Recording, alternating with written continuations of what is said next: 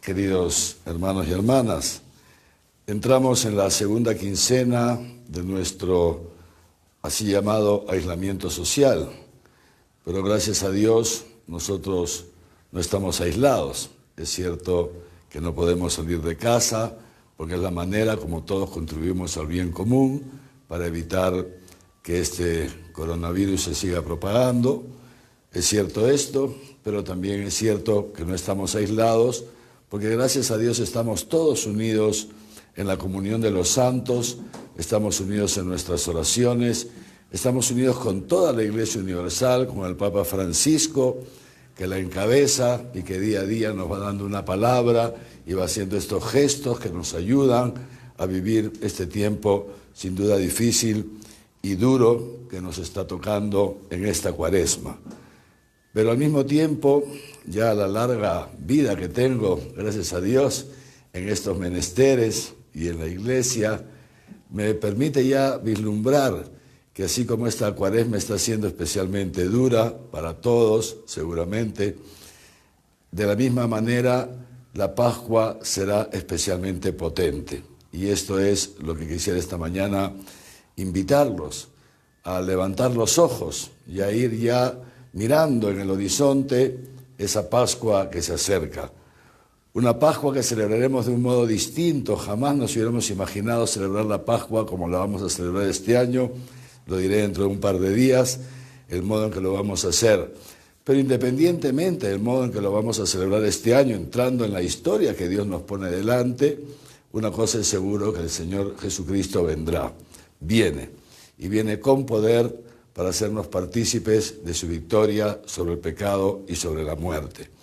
Ahora bien, como ya les he dicho en otras ocasiones, la potencia de la Pascua, que tiene una potencia en sí misma, porque es una promesa del Señor, pero esa potencia actuará en cada uno de nosotros según el modo en que nos hayamos preparado y nos estemos preparando para la Pascua. Por eso, ahora que entramos también en la última semana antes de la Semana Santa, que desembocará en todo el tríodo pascual, quería leerles algunos párrafos de nuestro catecismo que nos recuerdan que este tiempo de Cuaresma es fundamental dedicarnos a tres, digamos así, prácticas especialmente. Prácticas que los cristianos estamos llamados a realizar a lo largo de todo el año, es decir, que más que prácticas son parte de nuestra vida cotidiana, pero con el tiempo de Cuaresma las realizamos con una mayor intensidad. El número 1434 del Catecismo nos dice así: la penitencia interior del cristiano puede tener expresiones muy variadas. Ya sabemos que el tiempo de Cuaresma es un tiempo especialmente dedicado a la penitencia para ayudarnos a la conversión y a abrirnos a la Pascua. Y sigue diciendo el Catecismo: la Escritura y los santos padres, que son los obispos de los primeros siglos fundamentalmente, insisten sobre todo en tres formas de penitencia: el ayuno, la oración y la limosna. Y entre ellas destaca la práctica de la caridad, que, como dice San Pedro, lo cita así el Catecismo, cubre multitud de pecados. Muchos de ustedes me han escrito y otros se han comunicado con los sacerdotes y nos han transmitido su preocupación, digamos así, de no poder confesarse con la facilidad que suelen hacerlo porque tenemos los templos abiertos. No obstante eso, quiero recordarles que ya he pedido a todos los sacerdotes, y que en general lo están haciendo, que todos los sacerdotes están disponibles para las confesiones en todos estos días, aunque los templos estén cerrados. Gracias a Dios, la mayoría de ellos están en la casa parroquial, entonces basta que les toquen la puerta. No obstante eso, también se comprende que tal vez no todos puedan ir hasta la parroquia por esta dificultad que hay.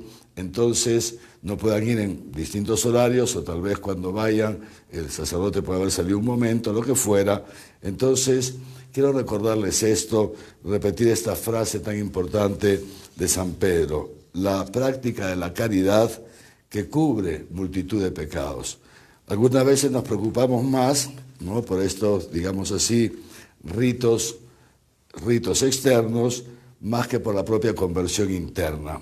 Y en este tiempo de Cuaresma, como nos dice también el Catecismo, lo voy a leer ahora, en el número 1438, estamos especialmente invitados a hacer limosna. Dice así este número que acabo de citar: los tiempos y los días de penitencia a lo largo del año litúrgico, entre los cuales sobresale el tiempo de Cuaresma, son particularmente apropiados para los ejercicios espirituales, las liturgias penitenciales, las peregrinaciones, las privaciones voluntarias y la limosna, que es la comunicación cristiana de bienes a través de obras caritativas y misioneras. Este tiempo, repito, entre comillas, de aislamiento social, nos impide hacer peregrinaciones, nos impide participar en liturgias penitenciales comunitarias, nos impide hacer ejercicios espirituales, pero hay algo que no nos impide y que deberíamos aprovechar justamente entre esta semana y lo poquito que quede de la próxima, antes del Tríodo Pascual, para entonces ejercitarnos en el ayuno y la limosna como comunicación de bienes a través de las obras caritativas a favor de nuestros hermanos más necesitados. Y si seguimos con el Catecismo, veremos que el número 2447 nos recuerda esto: las obras de misericordia son acciones caritativas mediante las cuales ayudamos a nuestro prójimo en sus necesidades corporales y espirituales. Y entre las obras de misericordia corporales, el Catecismo destaca la limosna hecha a los pobres, como, dice así, uno de los principales testimonios de la caridad fraterna y también una práctica de justicia que agrada a Dios. Y cita una serie, digamos así, de frases de las Sagradas Escrituras que paso a leer y que ustedes luego pueden leer. También les recomiendo leerlas y, si es posible, incluso hacer la lección divina sobre estas citas tan bonitas que, repito, vienen en el número 2447 de nuestro Catecismo de la Iglesia Católica. Dice así, citando primero a Jesucristo: el que tenga 2 túnicas, que reparta con el que no tiene. El que tenga para comer, que haga lo mismo. Sigue otra cita: den más bien en limosna lo que tienen, y así todas las cosas serán puras para ustedes. Todo esto es de nuestro Señor Jesucristo, frases del mismo Jesús. Y ahora luego cita al apóstol Santiago y al apóstol San Juan: si un hermano o una hermana están desnudos y carecen de sustento diario, y alguno de ustedes les dice: anda en paz, caliéntate y hártate, pero no le das lo necesario para el cuerpo, ¿de qué sirve? Pues bien, queridos hermanos y hermanas, como ya saben, el día de ayer hemos lanzado esta campaña que se llama Esperanza en la Emergencia, justamente para ayudarnos a todos. Es una ayuda mutua, es una ayuda para todos. Dice también las Sagradas Escrituras que existen los pobres para ayudar a aquellos que no son pobres a desprenderse, y existen los que no son pobres para ayudar a los pobres a, digamos así, satisfacer sus necesidades básicas. La limosna y esta campaña, que se llama, repito, Esperanza en la Emergencia, tiene esa finalidad. Es una ayuda mutua, una ayuda mutua. En primer lugar, viene en ayuda de aquellos que, gracias a Dios, no estamos pasando por extrema necesidad que están pasando otros hermanos nuestros. Viene nuestra ayuda para que también nosotros nos podamos desprender, para que aprovechemos esta ocasión para desprendernos de todo aquello que nos sea posible, atentos no solamente a lo que nos sobra, porque eso ya les he dicho varias veces, eso no se llama limosna, eso se llama justicia, es distinto. Desprendernos de todo aquello que podemos para ayudar a nuestros hermanos más necesitados que están pasando por necesidad, porque no pueden, como decíamos, salir de su casa estos días a trabajar y a generarse el ingreso diario para la sobrevivencia. Entonces, viene pues en nuestro auxilio y yo les pido encarecidamente, como ya les he dicho antes, que piensen en nuestros hermanos necesitados y puedan llevar alimentos no perecibles, atentos, solamente alimentos no perecibles a sus parroquias. Cuando uno sale a hacer las compras, puede pasar por la parroquia, y deja una colaboración, ese poner en común los bienes con los hermanos más pobres. ¿Y cómo va a funcionar esto? Los párrocos van a adecuar un espacio, atentos, un espacio en la parroquia, un salón parroquial, para que la gente, ustedes los fieles, puedan llegar y dejar los alimentos. Ok. Luego la parroquia, si dentro de su territorio, naturalmente, tiene hermanos más necesitados, de eso que ustedes van llevando, entonces el párroco, ayudado por su grupo de Cáritas parroquial, entonces preparan las canastas y las entregan a las familias más pobres. Pero hay otras parroquias, gracias a Dios, que están, digamos así, en una zona residencial, en cuyo territorio no hay hermanos, gracias a Dios, que estén pasando necesidades.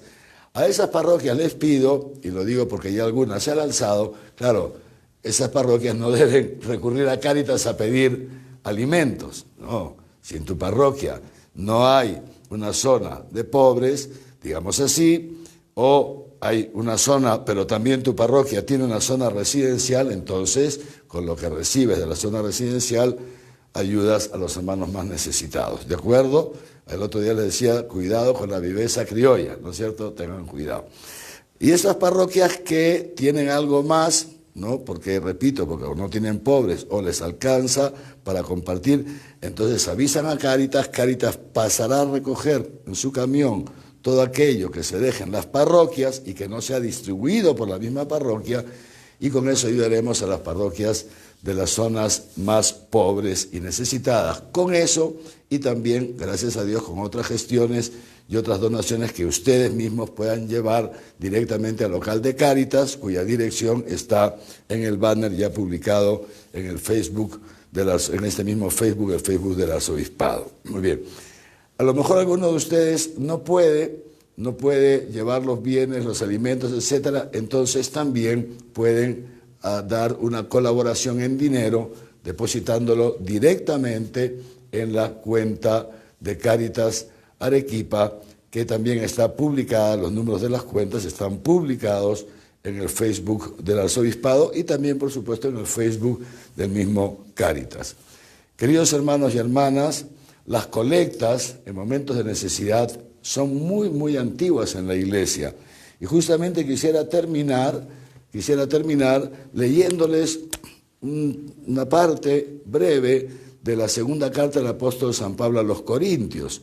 Estamos en el primer siglo de la Iglesia y la Iglesia en Jerusalén, los cristianos en Jerusalén están pasando por una seria necesidad, ¿Y qué es lo que hace el gran apóstol Pablo? Fíjense, organiza una colecta enorme de todas las comunidades cristianas para ayudar a los hermanos de Jerusalén, para ayudar a esta comunidad, a la comunidad cristiana de Jerusalén. Y fíjense entonces cómo le escribe San Pablo, en este caso concreto, a los corintios. Los corintios eran una comunidad un poco complicada, pero bueno, no vamos a hablar de eso ahora. Pero fíjense qué dice San Pablo. Dice, les informamos, hermanos, de la gracia que Dios ha concedido a las iglesias de Macedonia. Allá estaban los filipenses, que era una iglesia pobre, hermanos, una iglesia pobre. Corinto, en cambio, no. Corinto era una iglesia que estaba fundamentalmente compuesta por gente que tenía, gracias a Dios, muchos bienes materiales. Y dice así, los hermanos de Macedonia, en las pruebas y tribulaciones, les ha crecido la alegría y su pobreza extrema, fíjense, se ha desbordado en tesoros de generosidad. Es decir, que los macedonios, los filipenses, que eran gente pobre, al ver la necesidad de sus hermanos, al conocer a los hermanos de Jerusalén, que estaban muy lejos geográficamente, de su pobreza, se volcaron ayudar a los hermanos. Esto es la comunión, se llama, es parte de la comunión de los santos, el compartir nuestros bienes.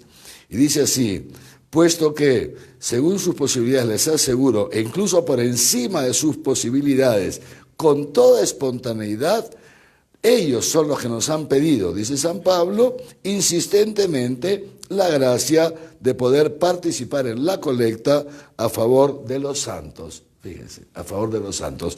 Y superando nuestras expectativas, se han entregado a sí mismos, primero al Señor y después a nosotros, conforme a la voluntad de Dios. Estamos en el capítulo 8 de la Carta a los Corintios y Pablo sigue hablando de esto, le recomiendo leerlo, es muy bonito. Y luego pasamos al capítulo 9 y dice así: sobre esta colecta a favor de los santos, que son los hermanos nuestros cristianos, en este caso los de Jerusalén, ya me es superfluo seguir escribiéndoles porque conozco vuestra buena disposición. Yo leía esto y pensaba en ustedes, queridos hermanos, que yo también conozco vuestra buena disposición. Como obispo, arzobispo vuestro, realmente estoy muy agradecido porque cada vez que hemos necesitado ayudar, por ejemplo, el terremoto de Ica, luego las grandes lluvias, fenómeno del Niño en Piura, luego la campaña de friaje en Cayoma, yo soy testigo, queridos hermanos, que ustedes también, como los macedonios, también ustedes se han desbordado en generosidad. Y por eso también puede parecer un poco superfluo, pero no quería dejar de compartir con ustedes, fíjense, estas cosas tan bonitas que nos entroncan con la iglesia primitiva, con la iglesia de todos los siglos, para animarles a no tener miedo de desprenderse. Yo quisiera que esta campaña Esperanza en la Emergencia sea una gran campaña, sea un signo enorme del amor que nos une a todos los cristianos, de la comunión de los santos, y que sea también un modo de poder llevar esperanza a hermanos nuestros que están tan necesitados. Y sigue diciendo así entonces San Pablo, y con esto quiero terminar: miren, dice, el que siembra tacañamente, tacañamente cosechará. Ay, cuidado, no debe ser que algunos de nosotros sea un poquito tacaño. En cambio, el que siembra abundantemente, abundantemente cosechará. Cada uno de como le dicta su corazón, no a disgusto ni a la fuerza, eso sí, no lo hacemos por cumplir, no, sino, dice así, pues Dios ama al que da con alegría. Esta campaña es una campaña para llevar esperanza a nuestros hermanos meditados, sí, pero al mismo tiempo para darnos alegría a nosotros con nuestro desprendimiento, porque se desprende realmente, brota en él una alegría, como todos sabemos. Y sigue diciendo así Pablo, pues alguno tiene miedo de desprenderse, y Dios tiene poder para colmarlos con toda clase de dones, de modo que teniendo lo suficiente, siempre y en todo, le sobre para toda clase de obras buenas. Como está escrito, repartió abundantemente a los pobres, su justicia permanece eternamente. Porque el que proporciona semilla al que siembra, Dios, y pan para comer, Dios, proporcionará y multiplicará vuestra semilla y aumentará los frutos de vuestra justicia. Así pues, queridos hermanos y hermanas, entrando ya en la recta final de nuestra cuaresma, tenemos esta semana, un poquito de la próxima, luego seguiremos en la Pascua, si hay necesidad, seguramente la habrá, pero sobre todo los quiero invitar a aprovechar estos pocos días que nos quedan para hacer un serio desprendimiento. Humildemente les digo que también yo estoy en lo mismo que ustedes. No se crean que yo vengo aquí a hablar y que yo no voy a desprenderme de nada. No, sería un fariseo, un sinvergüenza, ¿no es cierto? No. Vamos a entrar seriamente en estos 10 días a desprendernos seriamente para llevar esperanza a nuestros hermanos más pobres y para que también nosotros nos podamos colmar de alegría en esta Pascua que ya se avecina. Sé que no siempre es fácil desprenderse, lo sé por experiencia personal, que estoy hecho del mismo barro que ustedes, Entonces sé que no siempre es fácil desprenderse. Lo sé por experiencia personal y lo sé por tanta gente que yo conozco, no se crean, y que les digo, oye, échame una manito, y a algunos les cuesta, algunos me dan un poquitín más, pero bueno, no juzgamos a nadie. Lo que quiero decir es que sé que cuesta desprenderse. Pues bien, ánimo. Yo los animo a fiarse de Dios, los animo a hacer esta gestión dentro de ustedes mismos para ver cómo podemos ayudar a nuestros hermanos, sea llevando o a Cáritas o haciendo un depósito en los que, repito, están ya en el banner del arzobispado.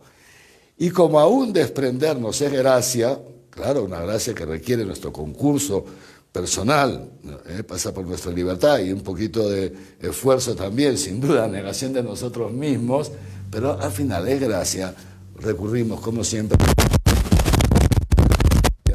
de todas las gracias. Ella, la Madre de Jesús, la Madre de Cristo, que siendo rico se hizo pobre por nosotros, como lo dice también el apóstol San Pablo, le pedimos a ella la gracia para que nos conceda un serio desprendimiento durante estos días para participar. El ángel del Señor anunció a María. Y concibió por el Espíritu Santo.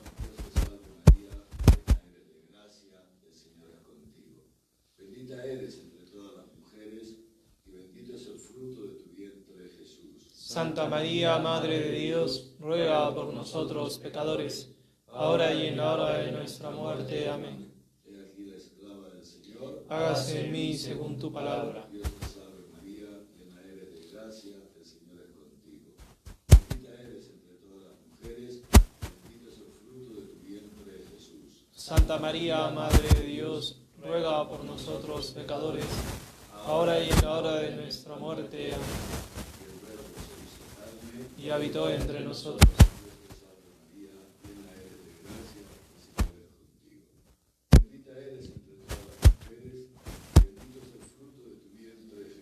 Santa María, Madre de Dios, ruega por nosotros pecadores, ahora y en la hora de nuestra muerte. Amén. Para que seamos dignos de alcanzar las promesas de nuestro Señor Jesucristo.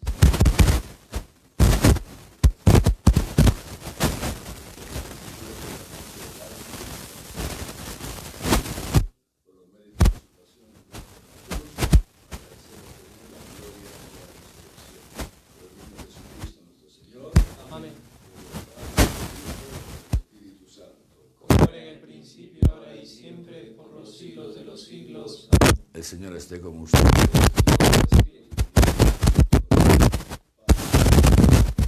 Y que su bendición les acompañe. Muy bien, queridos hermanos, entonces si Dios quiere, nos vemos en